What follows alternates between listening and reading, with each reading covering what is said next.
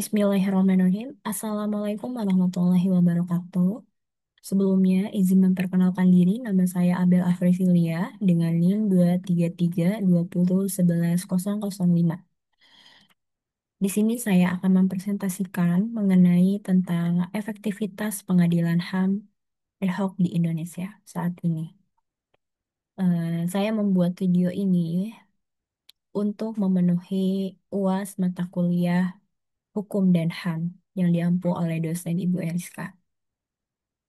Baik, sebelum kita masuk ke dalam pembahasan, sejarah mencatat bahwa pembentukan pengadilan HAM ad hoc merupakan respon atas desakan kuat untuk menuntaskan kasus-kasus pelanggaran HAM berat di masa lalu, memberikan keadilan bagi para korban, dan memastikan akuntabilitas pelaku. Namun, pertanyaan besar yang selalu mengemuka adalah seberapa efektifkah mekanisme pengadilan ini dalam mencapai tujuannya? Baik, dalam kesempatan ini kita akan bersama-sama meninjau bahwa perjalanan pengadilan HAM ad hoc di Indonesia, menganalisis tantangan yang dihadapi, serta mengevaluasi capaian dan kekurangan dalam konteks penegakan HAM di Indonesia ini.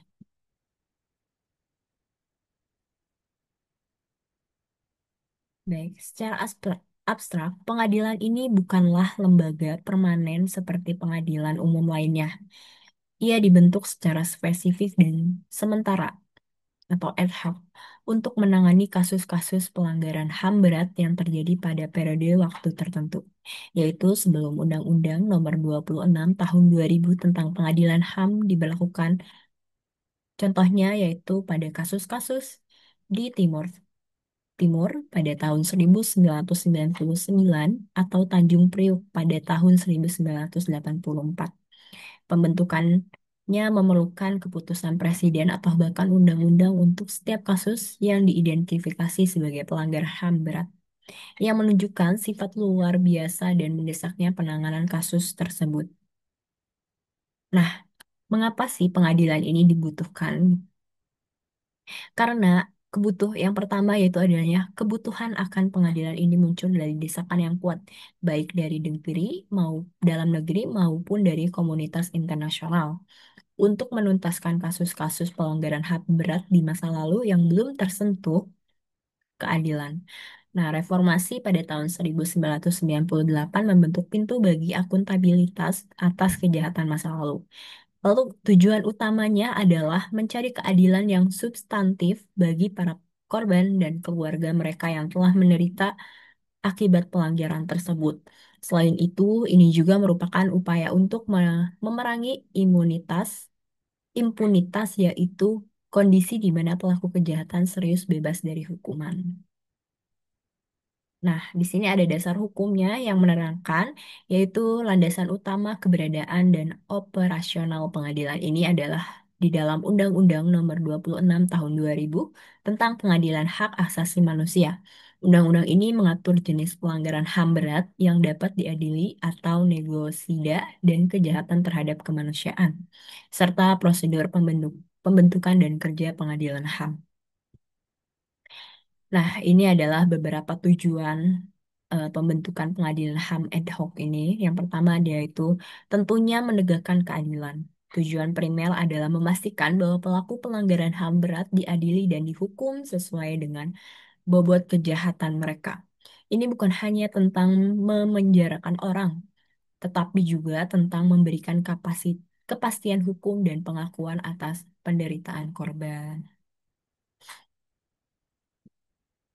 Yang kedua, yaitu memberikan reparasi atau potensial.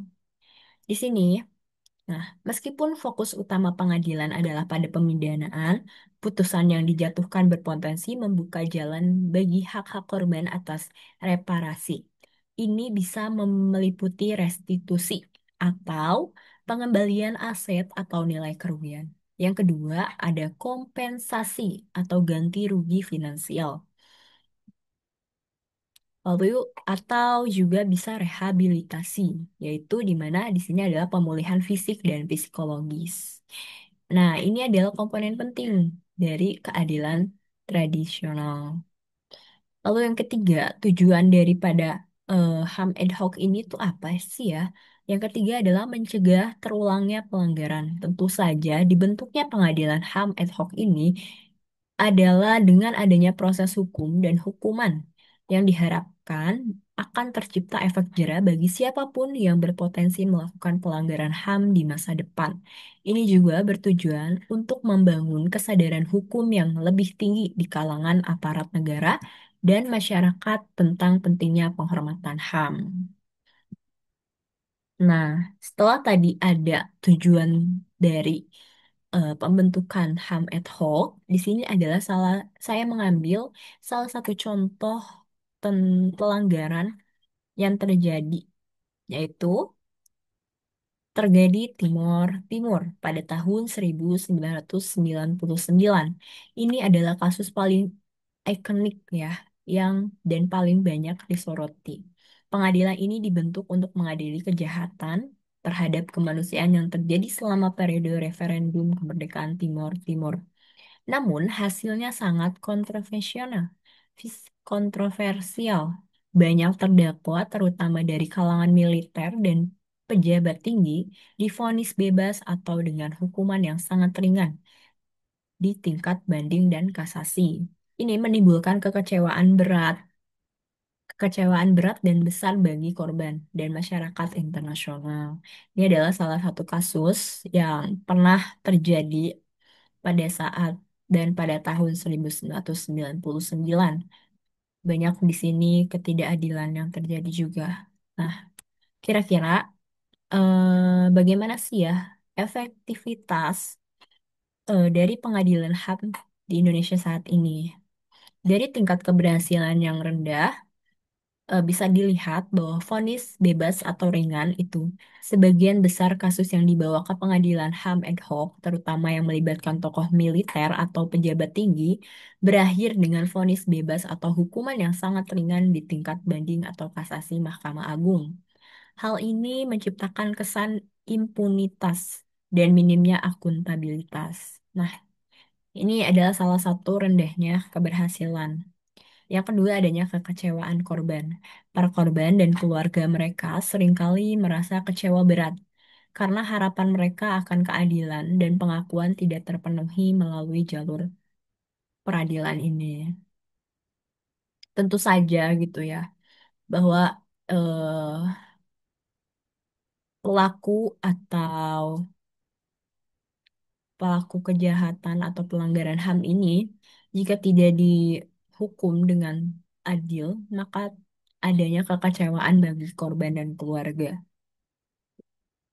Nah, lalu apa sih yang menjadi tantangan utama yang dihadapi? Setelah tadi kita melihat efektivitas tidak ya, bahwa pengadilan HAM di Indonesia saat ini kira-kira ternyata masih ada beberapa hal yang masih rendah tingkatannya. Lalu apa sih yang dihadapi Indonesia saat ini? Yang pertama adanya pembuktian yang sulit. Pelanggaran HAM berat yang diadili oleh pengadilan ad hoc terjadi di masa lalu, yaitu pada sebelum tahun 2000. Ini menyebabkan kesulitan besar dalam mengumpulkan bukti yang kuat dan relevan. Misalnya, bukti fisik yang hilang, sang saksi yang meninggal, atau kesaksian yang sulit diperoleh karena trauma, rasa takut itu. Lalu yang kedua ada intervensi politik. Ada dugaan kuat bahwa proses peradilan, terutama pada kasus kasus sensitif, itu diwarnai oleh intervensi politik. Nah, hal ini tentu saja dapat memengaruhi independensi hakim dan jaksa yang pada akhirnya memengaruhi putusan. Ada intervensi politik juga di dalamnya ternyata ya. Lalu ada tantangan juga yang ketiga yaitu budaya impunitas. Nah, budaya impunitas ini terutama di kalangan aparat ini masih kuat. Ini membuat penegakan hukum terhadap pelaku pelanggaran HAM berat menjadi sangat sulit. Karena kenapa? Karena adanya solidaritas atau proteksi dari institusi terkait. Nah, ini adalah budaya-budaya yang seharusnya tidak ada. Mau pelaku itu aparat ataupun siapapun, ketika terjadi pelanggaran atau bertentangan dengan ketentuan atau aturan yang berlaku, maka perlu adanya sanksi bagi pelaku tersebut. Tidak perlu adanya budaya impunitas ini. Eh, Yang keempat, adanya kapasitas penegak hukum, kualitas penyelidikan, penuntutan, dan pemahaman hukum HAM internasional oleh aparat penegakan hukum atau penyelidikan Komnas HAM, jaksa, dan hakim masih perlunya adanya peningkatan. Kasus HAM berat adalah kasus yang kompleks dan memerlukan keahlian khusus. Betul, kapasitas penegakan hukum juga perlu adanya kualitas dalam penyidikan, penuntutan, dan pemahaman hukum HAM. Ini perlu adanya peningkatan dari segi penegakan hukumnya. Lalu yang kelima, yaitu adanya perlindungan saksi dan korban yang lemah. Mekanisme perlindungan bagi saksi dan korban seringkali belum memadai. Hal ini membuat mereka rentan terhadap ancaman atau intimidasi. Nah, sehingga enggan memberikan kesaksian yang krusial. Yang, nah, ini juga perlu perlu adanya perlindungan bagi saksi dan korban yang lemah karena ada beberapa saksi dan korban itu bungkam karena adanya misalnya ada ancaman, ada intimidasi sehingga membuat mereka itu tidak memberikan kesaksian yang atau tidak atau tutup mulut gitu untuk memberikan kesaksian. Terus yang terakhir yaitu adanya kurangnya mekanisme non yudisial yang efektif. Nah, ketidak ketiadaan Komisi Keberadaan dan Rekonsiliasi atau KKR yang berfungsi efektif sebagai pelengkap jalur pengadilan juga menjadi hambatan. KKR dapat membantu mengungkap kebenaran dan memfasilitasi rekonsiliasi tanpa harus selalu berujung pada pemidanaan. Nah, di sini masih kurang ternyata teman-teman mekanisme dan non-yudisial yang efektif. Nah, dari tantangan utama tadi, dari adanya kurangnya mekanisme non-yudisial, perlindungan saksi dan korban yang lemah, adanya kapasitas penegakan hukum, ada budaya imun impunitas, ada pembuktian yang sulit, dan intervensi politik. Ini adalah menjadi tantangan utama bagi Indonesia saat ini gitu ya. Terutama eh,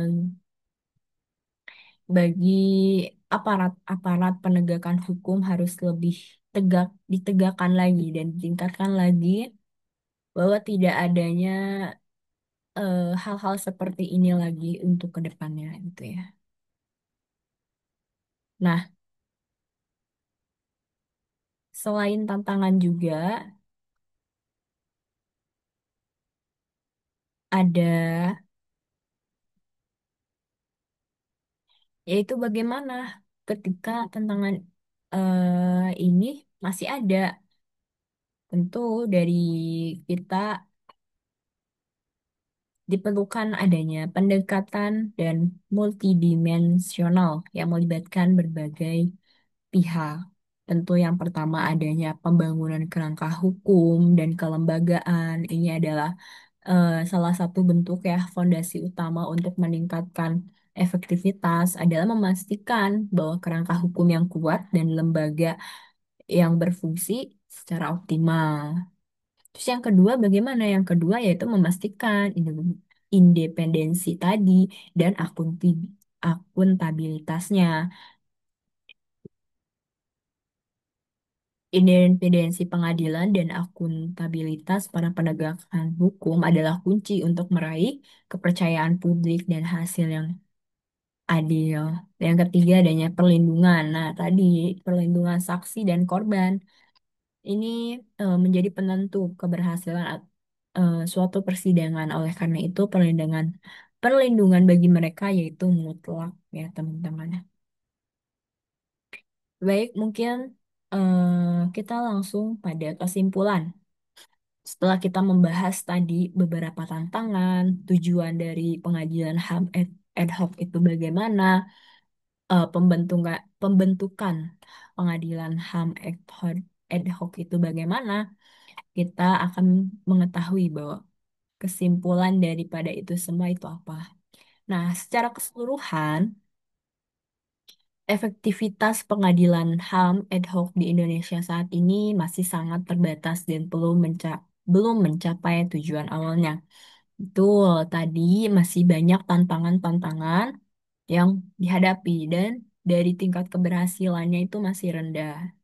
Meskipun dibentuk dengan harapan besar untuk menegakkan keadilan atas pelanggaran HAM berat di masa lalu, rekam jejaknya menunjukkan bahwa pengadilan ini belum mampu memberikan keadilan substantif bagi para korban. Hasil persidangan yang seringkali mengecewakan dengan banyak terdakwa divonis bebas atau menerima hukuman ringan, terutama di tingkat banding dan kasasi.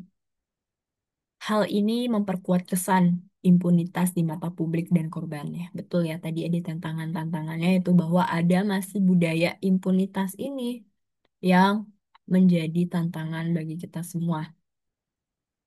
Secara keseluruhan, eh, iya, secara keseluruhan efektivitas pengadilan di Indonesia masih sangat terbatas dan belum mencapai tujuan tentunya ya meskipun dibentuk dengan harapan besar untuk menegakkan keadilan dan pelanggaran HAM berat di masa lalu. Nah, inilah secara menurut saya dan pandangan Indonesia ini masih perlu dan masih butuh untuk ditingkatkan lagi ke depannya dalam efektivitas pengadilan HAM. Karena masih banyak tantangan-tantangan yang perlu dihadapi dan budaya-budaya yang masih diterapkan sehingga itu membuat rendahnya keberhasilan dari untuk mencapai tujuan awalnya dari pembentukan pengadilan HAM ad hoc ini. Nah, mungkin itu saja yang dapat saya sampaikan. Kurang lebihnya saya mohon maaf. Wabillahi taufiq wal hidayah. Wassalamualaikum warahmatullahi wabarakatuh.